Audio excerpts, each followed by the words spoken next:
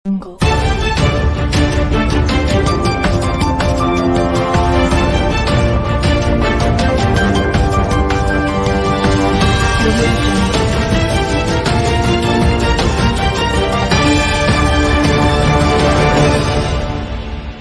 PT PN 4 Kebun Padang Matinggi serahkan bantuan TJSL perbaikan jalan.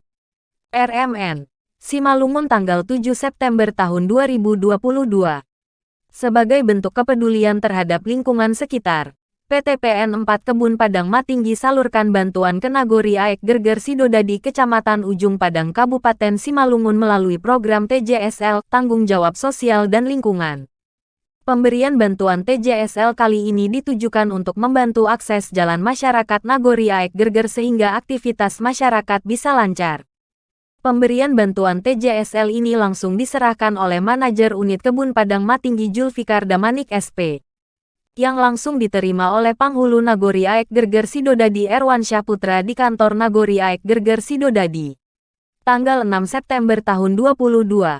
Adapun tujuan bantuan TJSL ini dilaksanakan untuk lebih menjalin hubungan yang baik antara perusahaan dan masyarakat sekitar terkhusus untuk mengamankan aset perusahaan. Harapan kami program bantuan TJSL ini bisa bermanfaat dan masyarakat luas dapat terbantu dalam menjalankan aktivitas kesehariannya. Semoga hubungan baik antara perusahaan dengan masyarakat yang sudah terjalin dengan sangat baik dapat ditingkatkan lagi, ungkap Julfikar Damanik SP.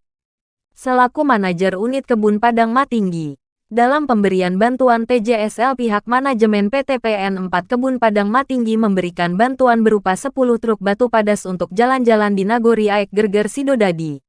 Tak hanya itu saja, Julfikar Damanik SP juga mengatakan pemberian bantuan TJSL ini sebagai salah satu wujud komitmen PT PN 4 dalam memperhatikan dan peduli kepada masyarakat sekitar, tutupnya. Asteris Chan.